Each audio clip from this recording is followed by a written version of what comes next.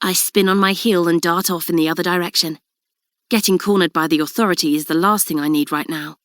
Or ever. I duck down another alley and keep looking behind me.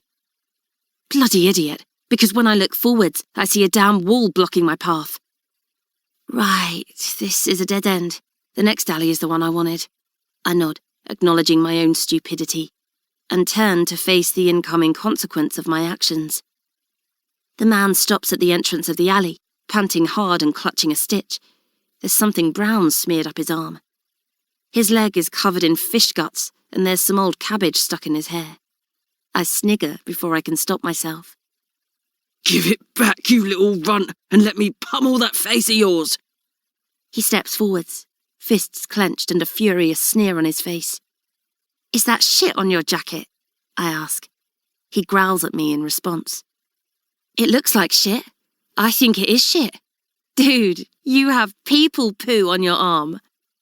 I am going to tear off your head and shit down your neck. Well, that's an image, I grimace. Stalling him as I look for a way out isn't giving me anything of use. There's an old, potentially lethal fire escape route bolted to the wall above, but it's barely intact. The metal was no doubt stolen over the years by salvagers, and the walls stretch out of sight into the permanent layer of smoke and steam that drifts above our fair city. Look, how about we split whatever's in here? I dangle the satchel. Then we both go away happy. How about I punch your face in and I go away happy with you dead and my money back? Now, is that any way to talk to a lady? I smile. He pulls out a 6-inch blade from his knee-length leather coat, with odd-coloured sleeves and massive safety pins closing various tears. The way I'm talking to you is the least of your problems. I return the pouch to my jacket, nestling it nice and safely with the jumper and gloves, and roll my shoulders. All right then, come at me, poop man. He charges forwards, and I'm ready.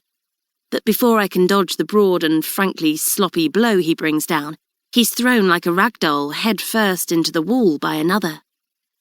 Poop man slides to the floor, leaving behind a trail of blood and his 2 front teeth embedded in the brick.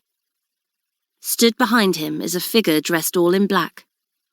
His leather, sleeveless jacket reaches to his knees, showing off his bare, heavily muscled stomach, which, frankly, is too delicious to look away from. His intricate ink markings stretch across his ripped abs and up to his broad chest. His thick arms hang by his side, just as solid and strong as the rest of him. His black jeans fit him in all the right ways.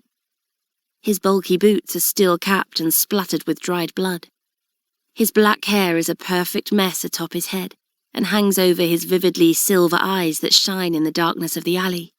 It reaches down to the chiseled cheekbones and stern jaw I know are hidden beneath his deep red face scarf.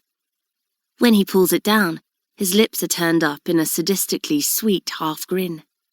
You're welcome, he says. I didn't need your help, Cyrus.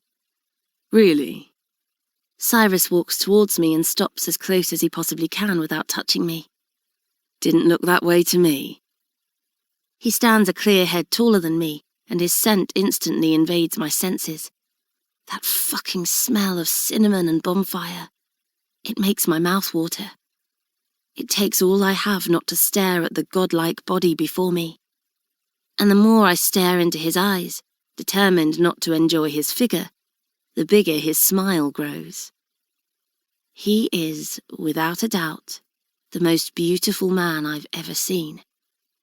It's such a shame he's a massive fucking arsehole.